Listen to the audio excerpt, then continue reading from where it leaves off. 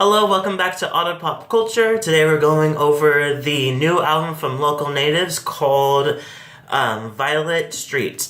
The last album that came out was really good, and I really love this band. This band actually came across them going to. I was at this sandwich shop and I was listening to them playing, and it was the Who Knows Who Cares song.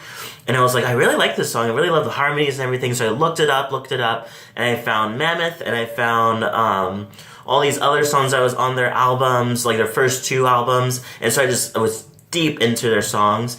And so now they're out with this album, which is a little more refined, a little more kind of polished sound. I honestly feel like it's a little more.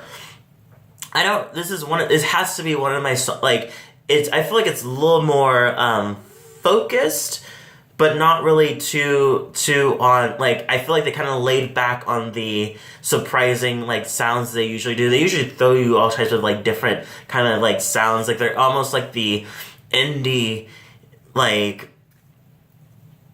EDM sound. It's not EDM, but it's how EDM, they add more sounds to it as it goes. They definitely are big on doing that with their own, music. And so I feel like they're, that type of thing. They're, the EDM of the indie, alternative rock kind of thing.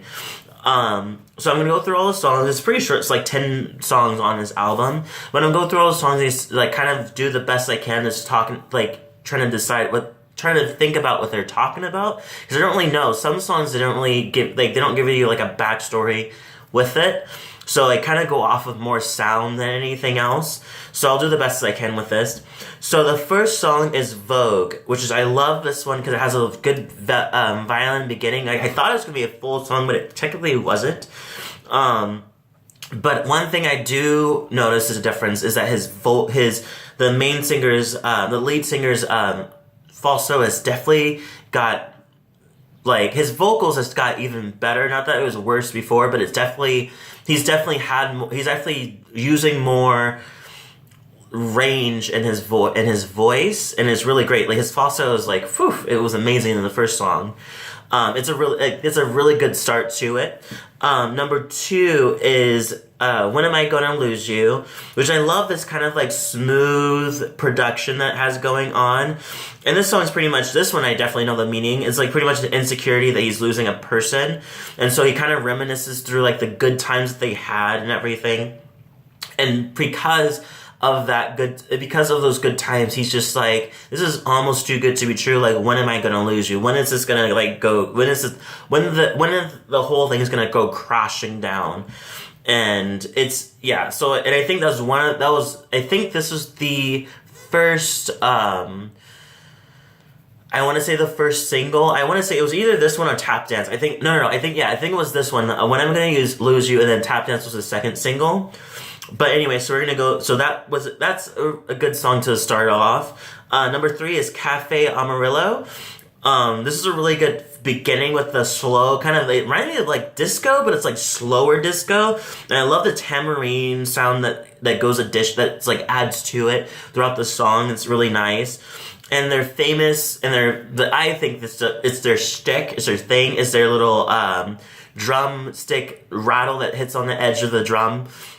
Kind of thing they usually do, a tick tick tick tick tick tick tick kind of sound. That I love that they do it. It's really great. Number 4 is Mushish. I don't know how to pronounce this too. This is an interlude. But I do love there's a weird, haunting harmonies that are, it's not, it's just humming throughout the time, but it's starts off with just 2 harmonies going on, and then you get, the falsetto harmony that comes off, humming that comes through it, kind of, weaves through the whole, humming and the harmonies, and I really love that. It's really great, and once again, he's flexing his range of what he has, and it's definitely just pure. Number 5 is Megaton Mile. Great production, really, really great production. It's actually one of my favorite songs on the album, because I love the guitar rhythm that goes through it, and I love the like kind of like lightly explosion that kind of comes in and out, which I think it has to do with the Magaton miles. So the Magaton miles. So Magaton pretty much is a unit of explosive power. And I think that's like, it has to do with like nuclear weapons. So it's pretty much like, I'm assuming that's what it means. Like with them, it's just like this road that we're going on in our relationship is could be rocky, but I'm willing to go with you with this whole thing, you know. Even though it's like rocky and it may go to end, I'm ready to just go with it and just see where it goes. One thing I do love, the reason this is my favorite song off the album is because the sound is going and going and going throughout the whole song. You get the whole song, and then like near the end, it completely starts slowing down, and you're like, oh, okay, and then you blink, and it's the next song, and it's just, and that song becomes that slow rhythm moves on to the next song. That's the whole song you hear of the next song, which is, speaking of, the next song is Someday Now, which continues that slow tempo of Magaton. So this one's really fun. It has a weird clinking sound in it that's like kind of jingly clinking, like you're hitting, like you're taking like a silver knife and you're like hitting back and forth on the like glass cups or something like that. It sounds like and it goes throughout the whole song. It's really fun. I love the slowness of the hook, which just kind of reminds you of the last song. It's like, oh, we slow it down. Okay, now it's slow.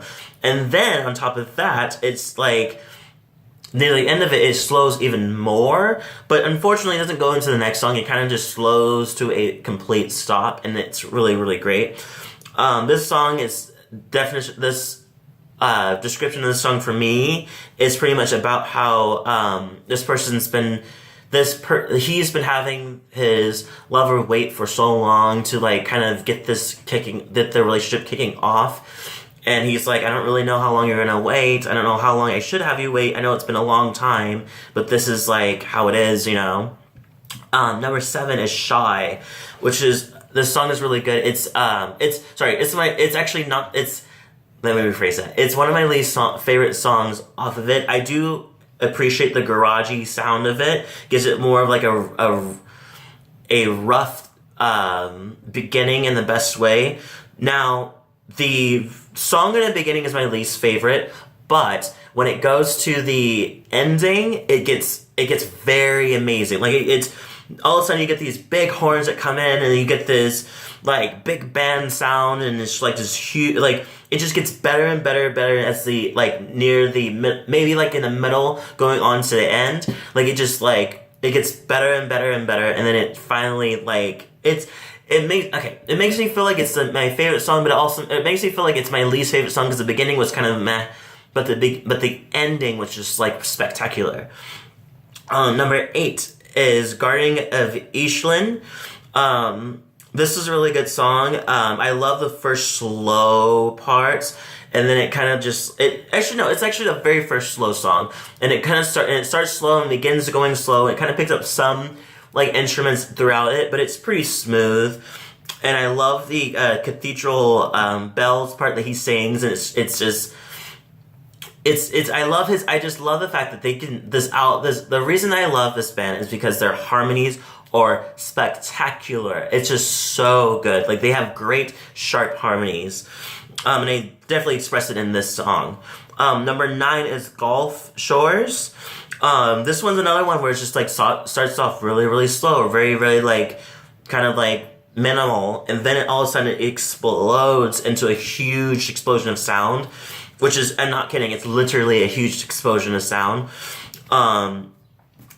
Right after the chorus, like the first chorus, it gives you that huge exploding sound, and then the actual instruments and everything comes in, and it's cute, it's good. And finally, number 10 is Tap Dancer. This one actually is a really interesting song. I actually love the music video. I love a good choreo. Give me choreo, I'm there for it. This actually is their second single. In this song, I kind of was trying to I was really trying hard to kind of figure out what the song is about, but my thought is that it's about this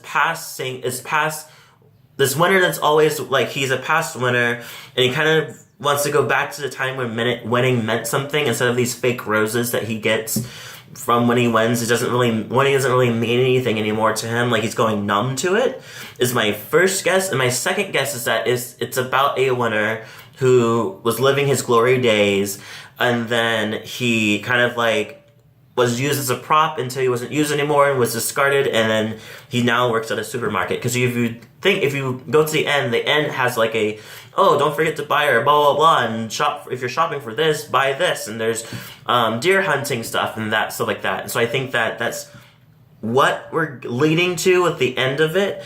I did let the muffling part that was going on. I didn't really hear what he's saying, but there's, after the chorus, there's usually like a muffled like sound that goes on that's kind of interesting. But I do like the ending with the advertisement with that was like a muffled voice advertisement that talks about like what they're selling. But that's it. That's all I can think about what it could be about. I have no idea.